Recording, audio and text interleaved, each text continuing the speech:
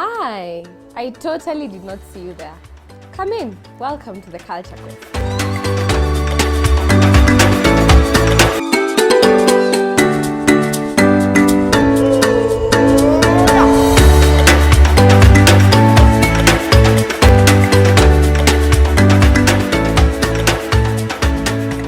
We're back again. Grab your tea, grab your snacks, and let's talk culture. When you're hearing culture, we're thinking art, we're thinking music, we're thinking our languages, we're thinking our clothes, fashion. And in order to appreciate our culture, it boils down to one thing: Afrocentrism. Afrocentrism is a movement that seeks to appreciate Africa as a center of its history and culture, other than how it's been done before, where Africa is placed at the peripheral of other Western countries.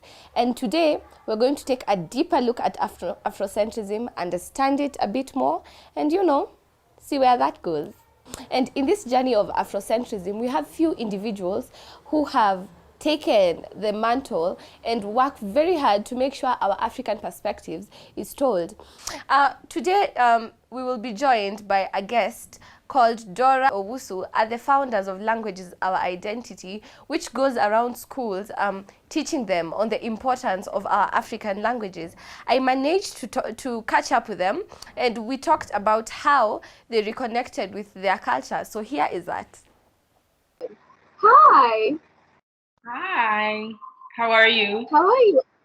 I'm doing great. How are you? I'm doing well, thank you. I'm so glad I got the opportunity to talk to you today. As we were having a discussion about reconnecting with our culture, and I thought you would actually be the perfect person to talk about this. So before we get into all of it, kindly introduce yourself. Hi, my name is Dora Lusu, and I am the founder of LOI, which stands for Languages Our Identity. I was inspired to start this platform in order to educate parents in Ghana on the importance of language and why it should be passed down. That's very, very, very good. So you talk about educating people in Ghana. So our other viewers may not know, but you're actually not located in Ghana. Can you tell us where you're located and how I, you found yourself there? I am currently located in New York. I Mm-hmm. was born in Ghana, but now I reside in New York. But I go back and forth. So yeah. Okay, okay. So moving, many people that actually move countries commonly say that they experience a lot of culture shock. How was that for you? Given that you told me earlier you were very young at that time. Culture shock when I moved to the US. I Yeah. left Ghana when I was 5, so I was still very young, but definitely coming into the Mm-hmm. country, there were a lot of things that were different. It was nice to Mm-hmm. see diversity, being that coming from Ghana, where I lived, there wasn't that much diversity, but that was Mm-hmm. different for me. And also the way people spoke was different. My accent was obviously different, so that was also Mm-hmm. that was also something I had. That was also something Mm-hmm. that I noticed, being really young, but still, there was a lot of differences. Mm-hmm. Hmm. Amazing. So, like, being really young, what are some of the steps? Um, while you were during this time, when you moved, you spent a lot of years there. Is there a point where you felt like you lost your identity, your African identity? Um, no, I don't believe that there was a point where I felt like I lost my identity because coming home, my parents always spoke our language.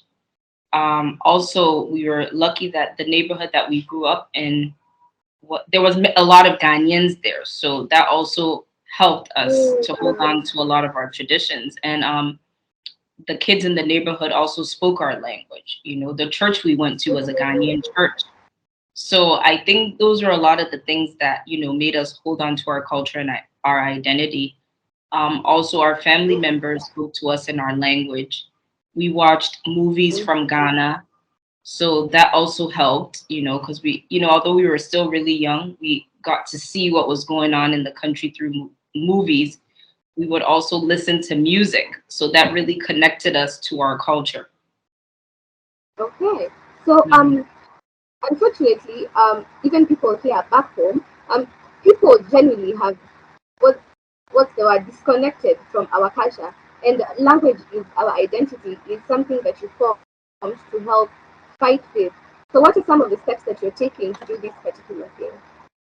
Okay, so the first initiative was when I went to Ghana, and I did notice that a lot of the kids weren't speaking the language, and all they knew was English. To me, that was an issue. So one of the first initiatives was to start a brand called Lloyd. Language is our identity. I did a table awareness, and parents that walked by our team spoke with them about language and why we should continue to pass it down. Shortly, I plan on offering tree lessons for children on the platform as well, virtually, and also just doing more table awareness once I'm in Africa or here, because there's communities Yeah, here that are Ghanaian and their kids also don't speak the language. So this isn't something that should only be done in Ghana. I also plan on doing it here as well. amazing. So, what are some so far? Can you say that the journey has been easy, getting people to learn our languages, given that our languages are not given much priority over Western languages? How has that been? How has that journey been? I'm sorry, could you please repeat that question? Oh, I'm saying, can you hear me clearly now? Yes. So I'm saying, given that what you're doing is something quite new, given that our languages are not actually held in the same regard as Western languages, how has that been? How has the journey been actually? Because people really don't value our languages as much. Um, I mean, the journey, I think it takes time to wake people up and for them to notice what's going Hmm. on. And I think it's just informing them because sometimes people aren't aware of what's going on around them until somebody brings it to their attention. So, an example of that would be when I went to my daughter's school and spoke to the principal about doing the table awareness. I was like, there's a lot of kids here that don't speak any local languages. And years from now, when they're like my age, they'll live in Ghana and they won't know their language. And he was like, you know what? Until you brought this to my attention, I never even thought about that. That, wow, years to come, these kids will not know their language. So it all really takes education and bringing awareness to people because sometimes people are, you know, busy doing other things, focused on other areas of their life that until you bring this matter up, they'll be like, "Oh my gosh, you're so right. This is something that we need to shed light on." So I think it's more so it's challenging, but it's also just going into communities and letting them know that this is what's going to happen. These are, the effects of the kids not knowing their language one day. A lot of our cultures and customs will not be passed down. So it's just informing people, bringing their attention to. Right. So Mhm. generally, after offering education to these people, how has the people's reaction been? Like, have they actually just jumped onto the idea and seen its value, or has it taken some bit of convincing? And if yes, how have you managed Um, to?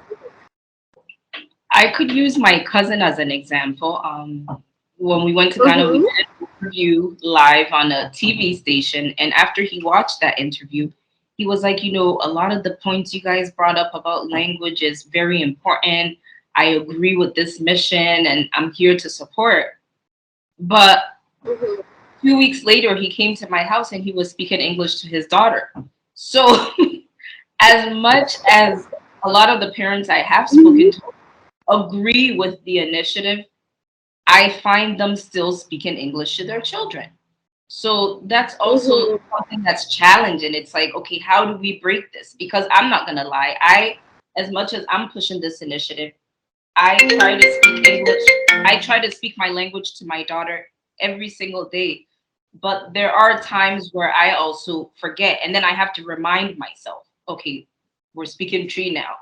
So Mm-hmm. I think it happens to the best of us. It True. happens to the best of us. So It's true. It happens to the best of us because most of the time I also say I'm going to speak more Swahili and Kikuyu, which is my native language, and mhm. I find that immediately, if not even 10 minutes after making that initiative, I'm speaking in English again, and it's so embarrassing See, so it's because not only I feel like me. I'm preaching so loudly about it and not doing it. I think it's a force of habit that maybe given that English is a language that has been pushed to us constantly in places of work, um, to sound more intelligent, even because English here is a measure of intelligence. So I understand. I feel like it is something that has been pushed onto us subconsciously. So in your journey of teaching people how to re-embrace their culture through languages, so far, what can you say has been your biggest accomplishment, or what have you done that you feel, I should probably keep doing this because you feel like your work is actually doing something. I think when I realized the impact was when I was actually printing out brochures for the language awareness that I was going to do at my daughter's school. And the printer, Mm-hmm. the manager there, told me he was reading through what he was reading what I brought into print. And he was just like, Mm-hmm. wow, this is so true. I'm aware. And when my daughter was born, my wife just wanted us to speak English. But I was like, no, no, no, we're going to speak Ewa to our kids so that they know it. So he's like, this is really happening in Ghana. And I'm really happy that you're taking this initiative. And I would love to get you on a radio station to talk about this or a live somewhere because it's really important. So just that alone made me realize that, wow, this has somehow impacted him to the point where he Mm-hmm. was trying to help me get to places. I'm still in touch with him, and he that to me was amazing. And a lot of the parents that also stopped by the table during our table awareness agreed with the initiative, and they've realized too that they failed when it came to teaching their children the language. So that just made me really proud, and then to have people like you reach out, it just shows that we're Mm-hmm. doing something, we're making an impact, so it's really important. It does take time and it's a lot of work, but I feel like the more we're having these conversations, somewhere, even if we change one parent's mind, we've done something, you know we've made an Mm-hmm. impact. Yeah. Made an impact. And in addition to even what you've said, even here in Kenya, you find that when you find a parent, I think I was even telling you this earlier, you find a parent, this parent, when they speak, you can hear the accent of whatever native language they come from. But when it comes to their child, they're really struggling, but they'll keep speaking English and they're struggling Hmm. because they think English is a measure of intelligence. And this is actually something that has been drilled into our heads, actually. And I Hmm. was speaking to an aunt of mine, and she was telling me how her argument actually was that language commands, like language just brings power. Like even Western countries, they have all taught us to speak English, right? Hmm. So that we can what's it called? What did she say? She said they are forcing us to speak English so that they have control of our minds because now we think their ways are better, their Hmm. languages are better. But she was not what she was campaigning for. She was saying that in Africa we should have a common language. What do you think about that? Because I feel like that's good, but also a bit risky. Given that yes, language does rule, and if we were to have a common language, it would help us speak one voice. But again, we would lose so many cultures because we have over 2,000 languages. Because her argument is that learning our languages are not as important, and what we should be looking forward to is actually having a unifying language. What do you think about that? I think I was even rendered speechless when she told me that. I didn't even know what I to think say.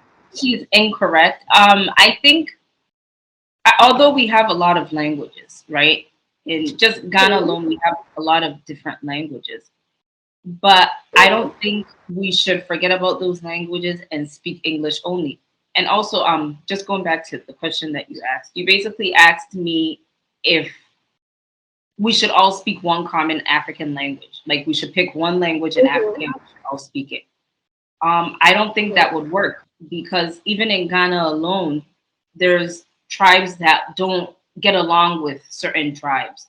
So for us to even bring up that agenda, oh, let's just pick tree as the Yes. language of Africa. Different African countries will be like, oh no, like it just It will wouldn't work be because everybody it will be is a big proud. debate. It Hmm. will actually be a big debate because we have over 2,000 languages. How do we just keep quiet and make Hmm. everyone else agree that that is the language, given that a lot of people Hmm. like their languages? So what do you mean my language is not one, but your language is Exactly. one? So I But you know completely what I could say agree. is in Ghana, the Akan group is the bigger group, the bigger subgroup. So I Mm-hmm. think this is just in my opinion that if we were to Mm-hmm. go to different African countries and we pick that one language that's common among all of us and we set that as Mm-hmm. the national language for each country, I think that would be better because almost many Ghanaians you meet, we all speak Tree for the most part. So I feel like if that Mm-hmm. language could be set for our education system and everything that we do, Mm-hmm. I think that would be. What about in Kenya? How is it like? Is there a number one Yeah, language we that's actually common? have Kiswahili. Kiswahili is the national language here, and I agree with you. I feel like if, for example, all African countries decided on one language, for example, here, Kiswahili, and in your case, Twi, and we fight for these languages to be accepted and spoken widely and acknowledged in these places of power, like the UN, I think we would actually make change because already we can all speak English, so why not have our languages also represented, unifying languages, because they are just as important. Mhm. Yes, very true. Yeah, yeah. So, as we finish up, what is your finishing remark to anyone that maybe is looking to reconnect to their culture through language or through any other way? What would you tell them, or one word of advice to them? One advice or many advice I'll give a couple of um Mm-hmm. that we shouldn't forego our Uh-huh. cultures and our languages because it's Mm-hmm. what makes us who we are. You know, I go Mm-hmm. back to Ghana and I'm proud that I could speak my language. I'm happy that I'm bilingual. I speak two languages. And that alone, there's a lot of benefits to that. Living in America, or one day if you travel, let's say out of Kenya or Ghana or any part of Africa, and if you speak two languages, that's really good. Let's say you get a job in the medical field, you're a nurse, Mm-hmm. and there's a patient on floor 5 that needs assistance. And they're like, oh, you're from Kenya or you're from Ghana. Do you think you could come speak to that patient? And you're like, oh, I'm from there, but I was never taught my language. That it's like, Mm-hmm. really? But let's say somebody from France is working in the hospital, that person will know French. So then what does that say about Africans? You know? Um, Mm-hmm. so for job opportunities, you know, for our children in the future, living in the continent, and one day if they want their kids to come here, it's Mm-hmm. important that they know their language. Um, Also, our language carries a lot of our cultures. Mm-hmm. When we marry Ghanaians, I could speak for Ghanaians, a lot of the traditions that we do, bringing in the girl, paying the bridal price, all of that is done through our language. So if we don't have that language years to come to pass down to the next generation, how will they hold on to how will they hold ceremonies like that? Where will they even begin? Yes, it could be done in English. No, they A in lot of the our yeah, you're right. traditions. Go ahead, you were saying something? Yeah, I was saying I agree with you, and also another reason why I think people should actually learn their languages is simply for identity, actually. Because I was talking to a friend of mine based in Germany, and she was telling me how some people, some African people or people of African descent, end up committing suicide because, especially, we have mixed children because when they come here, they are too white. When you go here, you're no longer black enough. Mhm. And I think learning your culture is just one of those ways that helps you feel like you belong. When you say you're Kenyan, It gives you a why sense are of you pride. Kenyan? What makes you Kenyan? Yes, Yes. yes. You're Kenyan. How are you Kenyan? You can speak your language. You can tell us two, three things about your culture. It helps you feel like, I come from somewhere. And which is a feeling of solace, actually. And most of us back home may not realize this, but it is not a reality for people who are actually disconnected from it or don't spend time close to it. Yeah, so that's my 2 cents on it. It's true. Very true. Yeah. So I am so, so glad that we were able to talk. Thank you so much for giving me your time, and I'll see you later. Have a lovely evening. Thank you. It was nice seeing you as well. On the topic of identity, let us talk about how Afrocentrism helps us identify with our African cultures. Through our arts, we are able to appreciate who we are as a people. Our music is beautiful. It goes through us and in us, if it is safe to say actually. We have our languages which are beautiful, and often we find that our languages are neglected because they are not thought of as important as other languages that are already as established. And this is something that maybe we should seek to work against, because in our languages we carry our history, because as we know, most of our history is actually oral. An example of someone who, or rather an organization that is fighting to keep our languages alive is Bethany Online School, which works to bridge the gap between culture and language. And they're doing this by offering online classes in African languages and also blogging actually about the African culture. So make sure you catch up with them. However, we know that what is good also has its own extremes, and that brings us to a limitation of Afrocentrism. While Afrocentrism pushes our culture, which is beautiful and rich, we also have some extremes of it which we do not encourage, such as FGM. So, as we're appreciating our culture, let's also keep it cute. Speaking of arts, the other day I managed to catch up with one very amazing artist here from Kenya. You know, art is a form of expression, by the way. I think that we all knew that, but I felt I should say it again. Art is something that is a way of expression. With it, it carries beauty, it carries lessons, it carries pain. Now we've seen why we should learn about, or rather, why we should reconnect with our culture. Now let's talk about the how. The first method you can use to actually reconnect with your culture is doing research. Read books, watch documentary, watch the Culture Quest. And then you can also just consult elders who are knowledgeable in these areas, like listen to their stories, like those stories we used to listen as kids, where our gukas and shoshos will make us sit there and tell us stories. Those are the stories you need to be listening to. The second thing you could do is learn a language. Learning your language makes you feel like you can connect better with the people from your community. And you can learn your language through many ways. You can try Duolingo. You can also try Bethany Online School, which specializes in African languages. And also, literally, you can just talk to people and, do it slowly by slowly.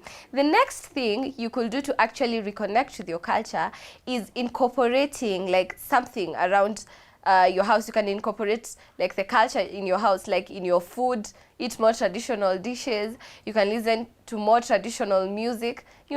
Makes you feel like you're connecting with the people. Another thing, if you're not located like inside the country, travel to your homeland, meet your people, see how they act, look at them in their prime, in where they belong rather. So the last thing you can actually do is connecting with your community.